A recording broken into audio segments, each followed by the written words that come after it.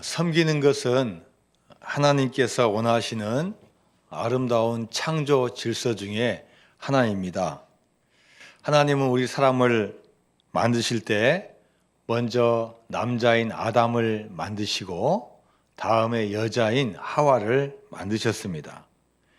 그리고 하나님께서 하와를 만드신 이유를 설명해 놓으셨습니다. 창세기 2장 18절 말씀입니다. 창세기 2장 18절 말씀 시작. 여호와 하나님이 이르시되 사람이 혼자 사는 것이 좋지 아니하니 내가 그를 위하여 돕는 배필을 지으리라 하시니라. 우리가 잘 알다시피 우리가 아이를 낳기 위해서는 남자와 여자가 있어야 됩니다. 물론 하나님께서는 다 만드실 계획을 갖고 계셨지만 그 과정을 쭉 설명하면서 남자와 여자의 관계는 서로 돕는 배필이다라고 규정을 지어주셨습니다. 그리고 계속 이어지는 창세기 2장 20절 말씀을 같이 한번 봅니다. 시작. 아담이 모든 가축과 공중의 새와 들의 모든 짐승에게 이름을 주니라. 아담이 돕는 배필이 없으므로. 하나님께서는 아담을 창조하시기 이전에 모든 우주 만물 다 창조해 놓으셨어요. 우리가 알고 있는 수많은 우주, 하늘과 땅과 해와 달과 별과 수많은 동물과 식물과 수많은 땅 밑의 모든 자원과 모든 것을 다 만드신 다음에 아담에게 어떤 권한을 주셨냐? 다 통치의 권한을 주시고 그 통치의 권한을 상징적으로 다 이름을 붙여줘라. 산이다, 바다다, 강이다, 뭐다 이름을 다 붙여줄 수 있는 권한을 허락해 주셨습니다. 그리고 세상에 있는 많은 것들이 다 필요하다. 동물도 필요하고 식물도 필요하고 햇빛도 필요하고 다 필요하다. 그런데 그 어느 것 하나를 보고 돕는 배필이라는 표현을 하지 않으셨어요. 요즘 보면은 특히 현대인들은 반려견, 이 반려동물들이 아주 인기가 좋아요. 집에서 기르는 거 보면은 개를 많이 키우고 또 고양이를 또 그렇게 좋아하시는 분도 있고 또 어떤 집에 가면은 거북이 키우는 분도 있고 또 막 심지어 막 그 도마뱀 키우는 분도 있고 뭐 다양하게 키우는 분 많아요. 그러나 어느 것 하나 돕는 배필이라는 표현을 당연히 쓸 수가 없어요. 그런데 하나님께서는 다 있어도 돕는 배필이 없으므로 돕는 배필을 주겠다고 말씀을 하십니다. 돕는 배필을 주신 이유가 뭡니까? 이 존재가 있어야만이 우리가 온전하고 완전한 삶을 살아갈 수 있다는 거예요.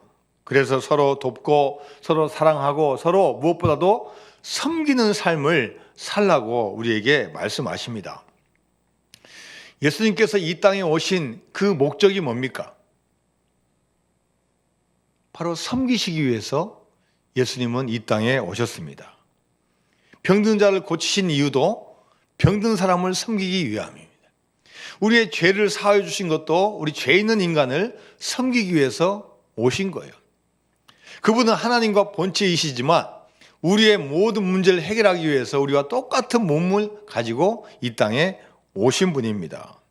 그래서 오늘 본문 마지막 절에서 이야기를 합니다. 마태복음 20장 28절 말씀입니다. 시작.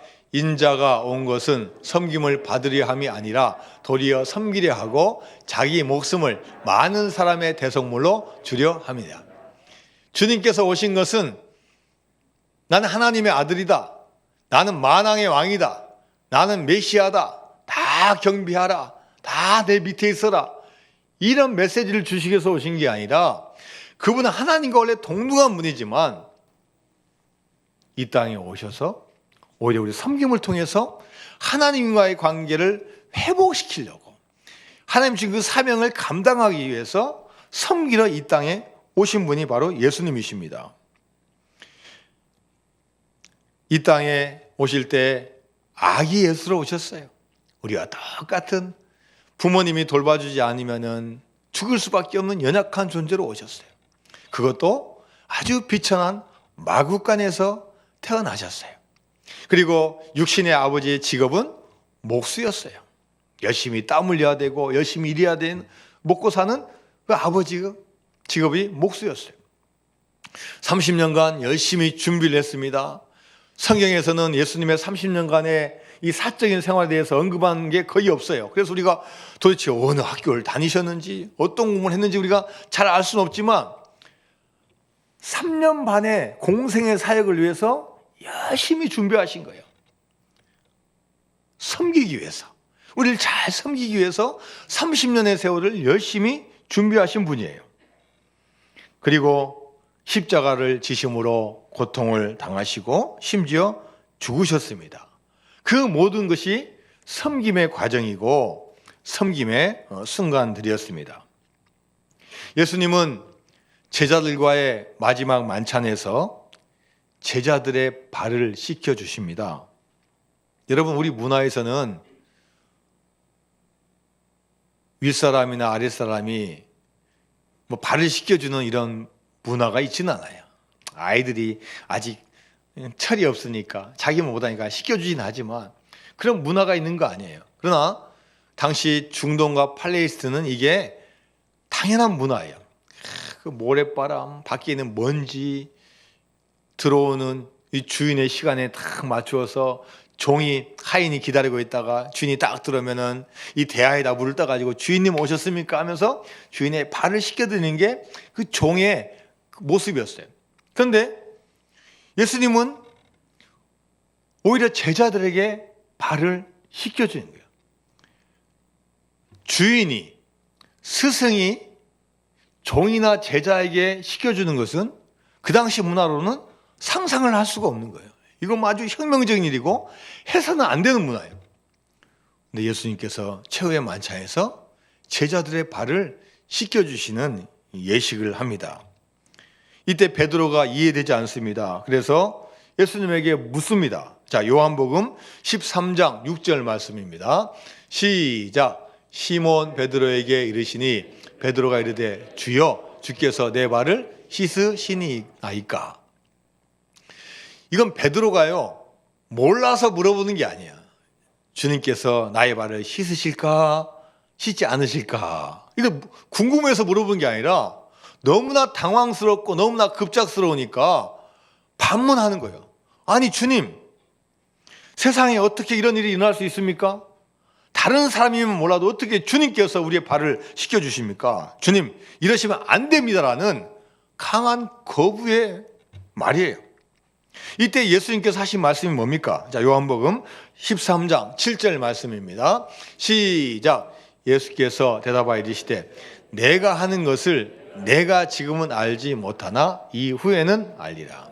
당연하죠. 당시의 문화로는 이해가 안 되는 겁니다.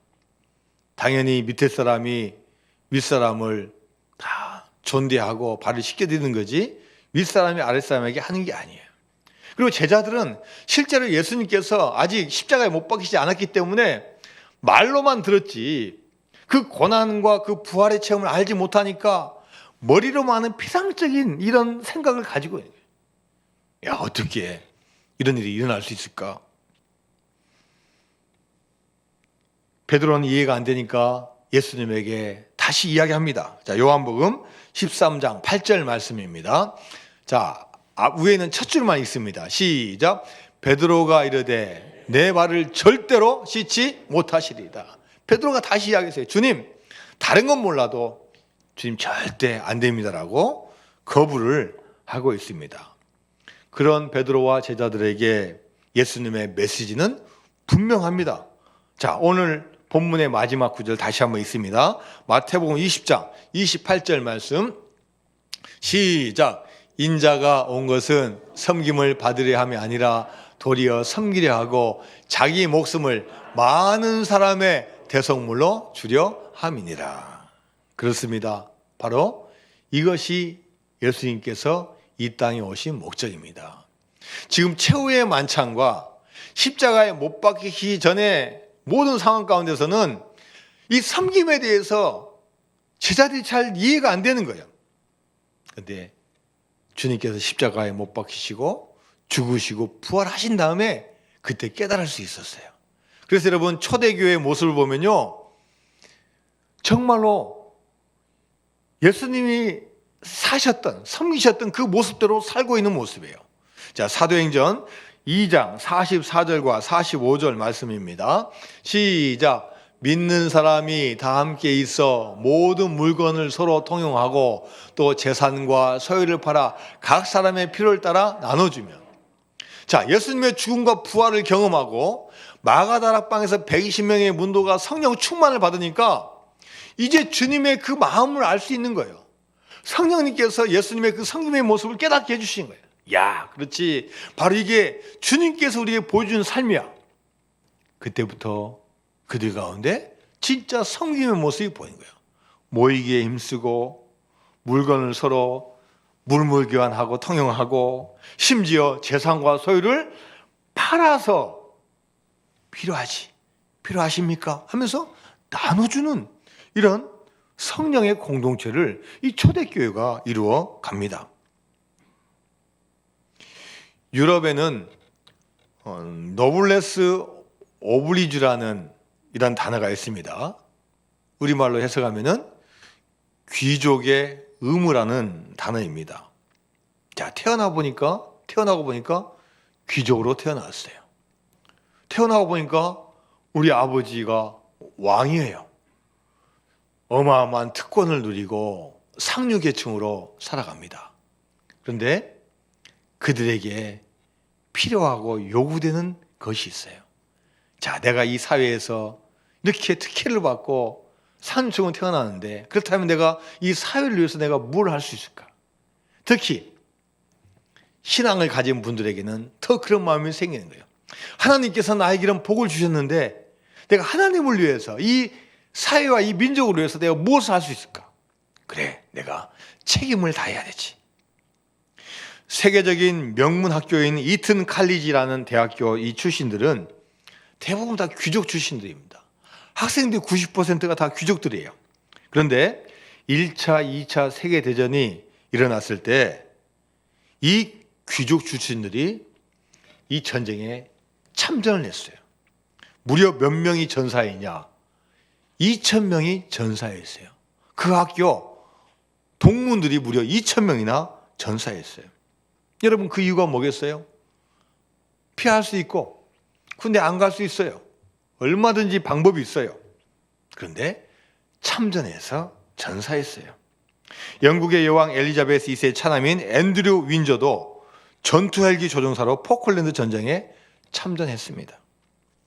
자, 여러분, 우리나라에 1950년 6.25 전쟁이 일어났을 때 16개 유엔 국가들이 참전을 했습니다. 그 중에서 특히 미국은 우리나라에서 군인들이 몇 명 죽었어요? 전사자가 5만 명이 넘어요. 그리고 당시 미국에 있는 그 계급이 별, 스타, 별 하나 이상 그 아들들이 참전했는데 몇 명이 참전했냐? 142명이나 우리나라 한국전쟁에 와서 싸웠어요. 그 중에서 35명이 전사하거나 부상을 당했어요. 미국은 모병제입니다. 군대 안 가도 돼요. 그런데 참전해서 심지어 자기 목숨을 버리면서까지 섬겼습니다. 여러분, 우리가 주님의 자녀입니까? 우리가 주님의 은혜를 받았습니까? 주님의 선택을 받았습니까? 그렇다면 주님께서 원하시는 그 섬김을 우리도 감당해야 될 줄로 믿습니다. 섬기면 서로가 잘 되는 거예요. 여러분, 가정도 서로가 섬기는 가정은 늘 화목하고 화평하고 웃음꽃이 끊이지 않아요. 남편이 아내를 사랑하고 아내가 남편을 존경하고 사랑하고 서로가 섬기면요, 그 가정은 너무나 좋은 가정이에요. 자녀들과 부모님들과 할아버지들과 할머니와 손주들과 서로 섬기면요, 이 가정은 복받는 가정이에요. 교회도 마찬가지입니다. 교인들끼리 서로 섬겨야 돼요. 직분과 상관없어요. 믿는 연수, 등록한 날짜와 상관없이 서로 섬겨야 되는 게 우리 교회의 아름다운 모습입니다. 좋은 교회는 어떤 교회냐? 서로가 섬기는 교회예요. 목사님, 장로님부터 시작해서 온 성도가 서로 사랑하고 섬기고 봉사하고 믿음의 길을 걸어가는 게 좋은 교회가 되는 줄로 믿습니다. 언제부터 교회가 삐그덕거리고 문제가 생깁니까? 섬기지 않을 때부터 문제가 생기는 거예요. 권위의식 내세우고 대접받으려 하고 내 식대로 하면요, 그 교회는 어려워집니다. 하나님께서 저와 여러분에게 왜 직분을 주셨습니까? 서로 돕고 섬기라고 주셨습니다. 자, 에베소서 4장 12절 말씀입니다. 시작. 이는 성도를 온전하게 하여 봉사일을 하게 하며 그리스도의 몸을 세우려 하심이다. 자, 앞 구절에는 하나님께서 이 초대교회에 여러 가지 직분을 주셨어요. 어떤 사람은 사도로, 어떤 사람은 교사로, 다 나오지는 않지만 교회에 필요한 모든 역할과 직분을 다 주셨어요. 근데 그 역할과 직분의 목적이 뭐냐? 자기가 그 역할을 잘해서 자기의 임무만 잘해서 하나님에게 복을 받는 그게 아니라 오늘 에베소 4장 12절 말씀에 뭐라 했어요? 성도를 어떻게 한다고요? 온전하게 하여 봉사일을 하게 하며 그리스도의 몸을 세우게 한다. 결국 한마디로 요약하면 뭡니까?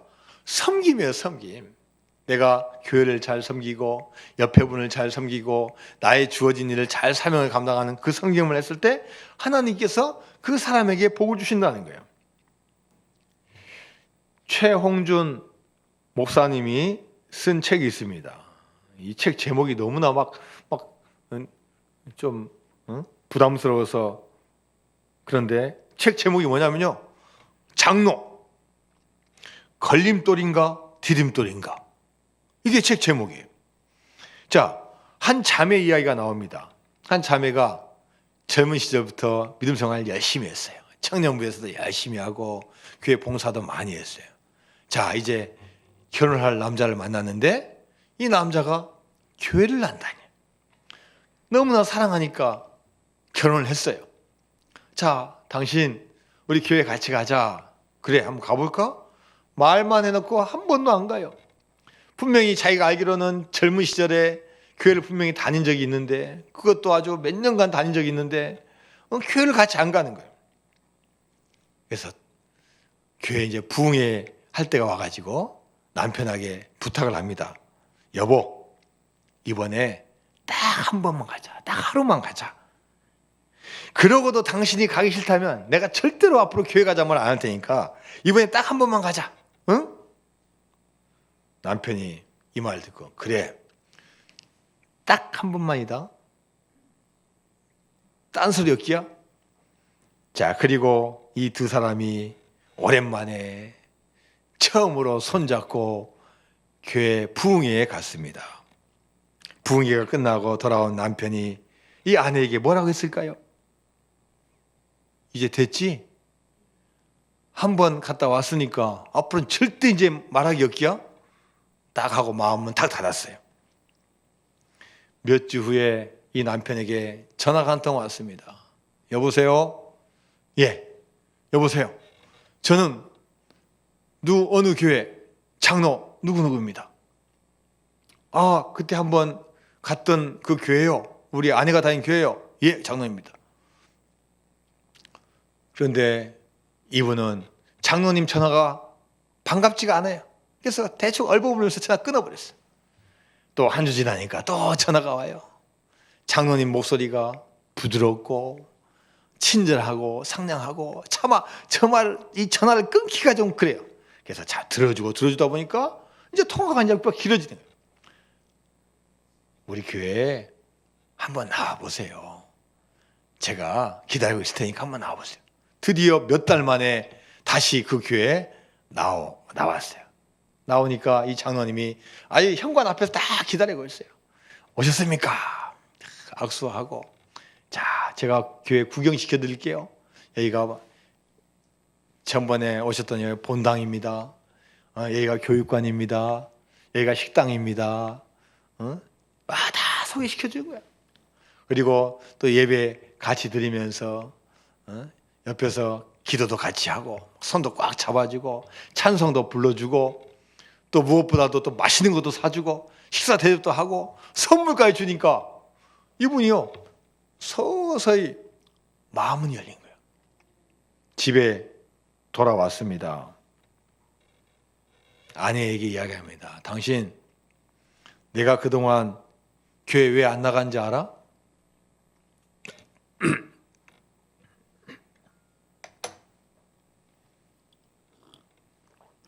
나도 어렸을 때 교회 열심히 다녔어.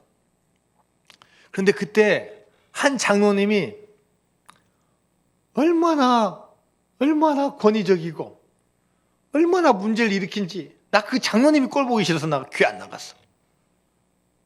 그런데 당신 교회 장로님 보니까 이제 마음이 달라졌어. 나 앞으로 이제 당신 교회 나갈게. 그 후에 이 남편은 교회를 잘 나가게 되었고 교회 집사로 임명되었다는 그런 이야기가 나와 있습니다. 여러분, 우리가 사람 보고 예수님 믿으면 안 되는데 현실은 하나님은 안 보이고 사람이 보이니까 사람에 따라서 좌지우지 되는 거예요. 하나님 만나러 교회 나왔는데 그 중간에 있는 사람들을 보고 시험이 드는 거예요. 그래서 여러분, 우리가 얼마나 중요한 그 가운데에 서 있는지, 우리가 섬기지 않고 우리가 섬김을 받으려 한다면은 아마 모든 분들의 마음이 다칠 거예요. 교인들 마음도 다칠 거고, 가정에서 마음도 다칠 거고, 심지어 믿지 않는 분들의 마음이 더 다칠 거예요. 우리가 정말 주님을 기쁜 마음으로 섬길 때 하나님께서 은혜 주시고 도와주실 줄로 믿습니다. 교회는 어떤 곳이냐? 섬기는 곳이에요. 교회 와서 내가 먼저 은혜 받고 그 은혜 받은 걸 가지고 은혜를 흘러 넘치게 만들어야 되는 거예요. 옆에 있는 분부터 시작해서 한 분 한 분 섬기는 게 우리의 역할입니다. 자, 그러나 여러분, 세상의 논리는 그렇지 않아요. 섬기는 것보다는 섬김을 받으라는 게 세상의 논리예요. 이것을 예수님께서도 알고 계시고 오늘 본문에서 말씀하고 있어요. 자, 마태복음 20장 26절에서 27절까지 말씀입니다. 시작. 너희 중에는 그렇지 않아야 하나니 너희 중에 누구든지 크고자 하는 자는 너희를 섬기는 자가 되고 너희 중에 누구든지 으뜸이 되고자 하는 자는 너희의 종이 되어야 하리라. 주님의 말씀이 뭐예요? 오히려 섬기는 자가 더 크게 된다는 거예요. 사람의 종이 되고자 하는 자가 더 으뜸이 된다는 거예요. 세상의 법칙과는 다르지만 하나님께서 그렇게 만들어 주신다는 거예요. 오히려 하나님은 교만한 자를 오히려 낮추시고 겸손한 자를 높이시는 분이 하나님이십니다. 초대교회는 계급 사회였습니다. 주인이 있고 노예가 있는 그런 사회였어요. 특히 초대교회는 계급이 높은 분들보다도 아무래도 사회적으로 차별받으니까 이런 분들이 교회에 더 많이 왔어요. 그들 향해서 말씀합니다. 더 섬겨라. 연약하고 비천하고 피지기에 있는 분을 더 섬겨라고 권면하고 있어요. 여러분은 김제 금산교회 이야기를 많이 들으셨을 겁니다.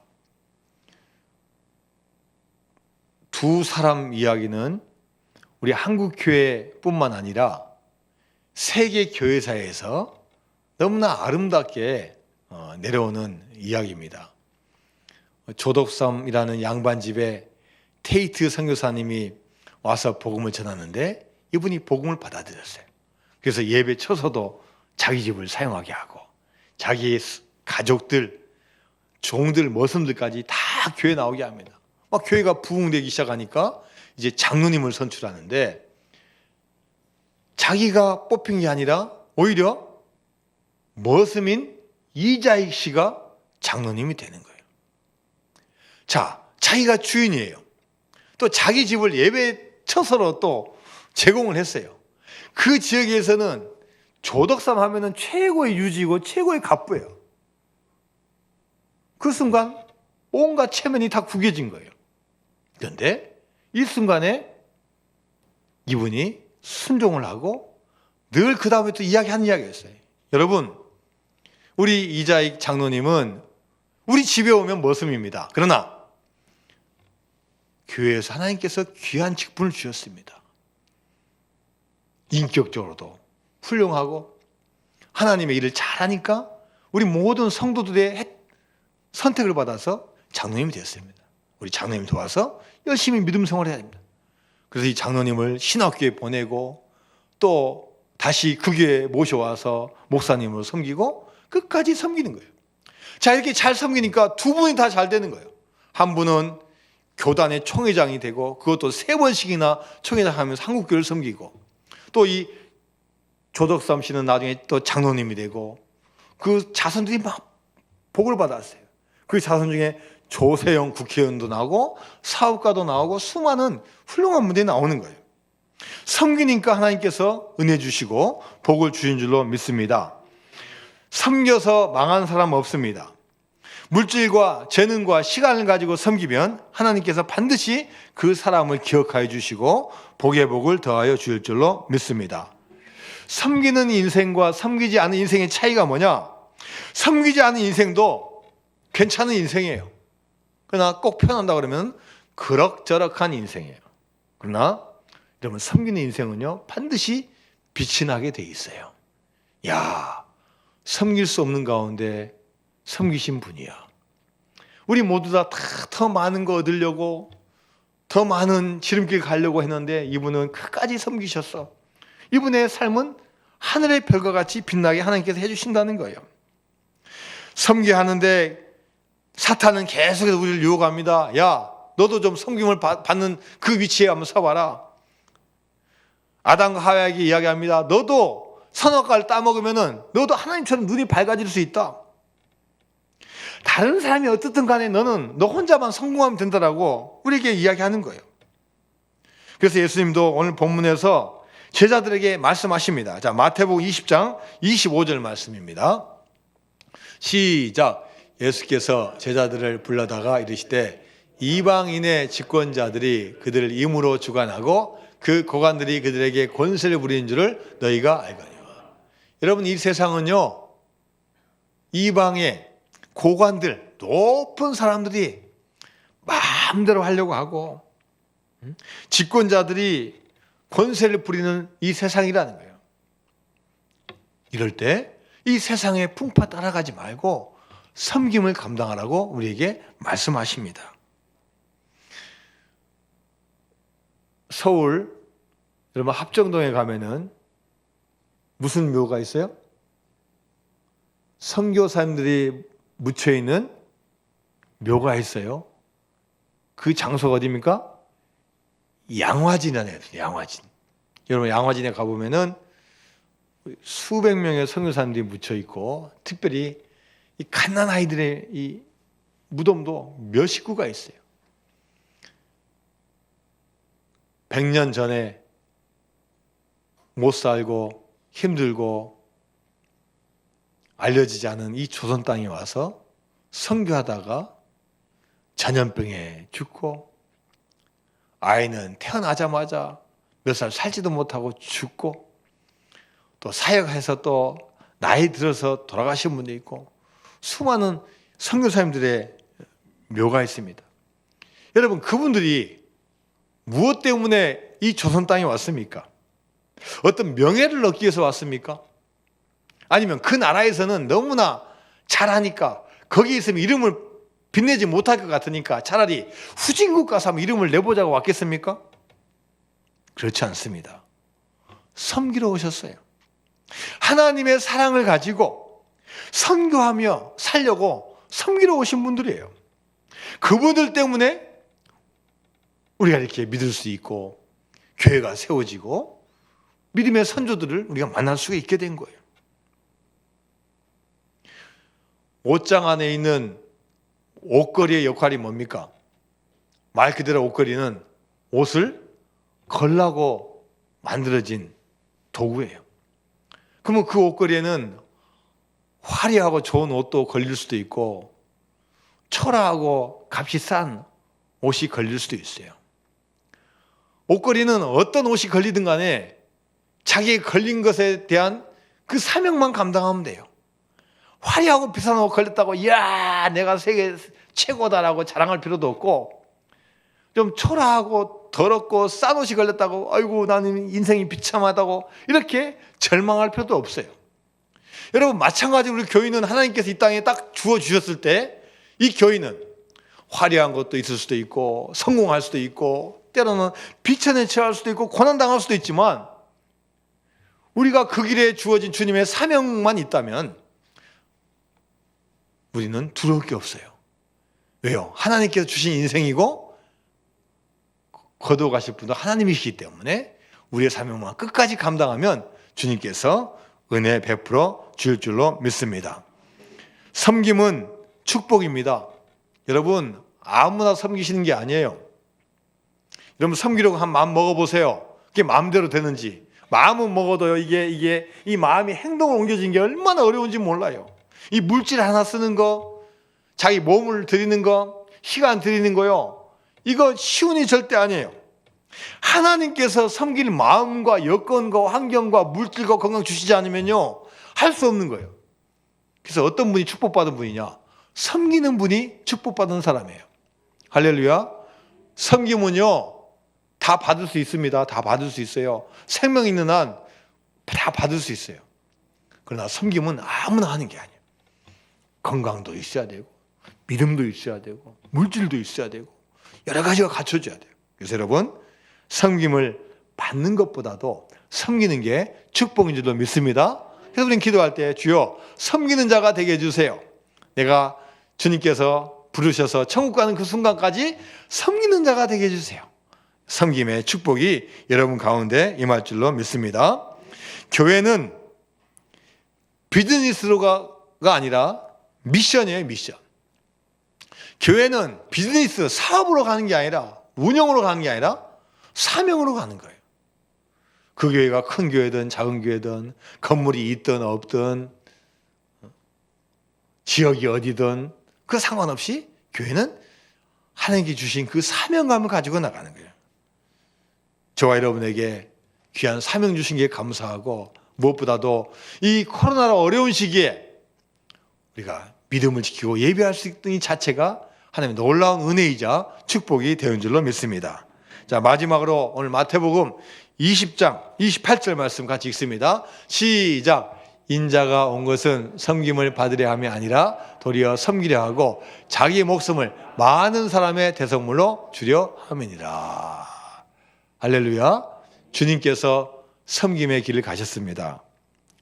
대림절 둘째 주일을 맞이해서 우리가 시간적으로만 예수님의 오심을 기다리는 게 아니라 섬기러 오신 예수님을 우리가 본받아서 섬김으로 우리 성탄 자를 기쁘게 맞는 여러분 되시기를 주님의 이름으로 축원드립니다. 하나님 아버지 감사드립니다. 오늘도 힘들고 어렵고 이 코로나가 창궐한 이 시대에 주님 앞에 나와서 예배하고 또 온라인으로 예배 드릴 수 있는 귀한 은혜 주심을 너무나 감사드립니다. 우리가 한치 앞을 알 수 없는 이 어려운 시기에 하나님, 우리 이 민족과 교회와 우리 모든 성도들에게 긍휼함과 은혜를 베풀어 주셔서 이 모든 것 잘 지나가게 하여 주옵시고, 지나간 다음에 놀라운 은혜와 축복이 우리 모든 성도들에게 임하게 하여 주옵소서.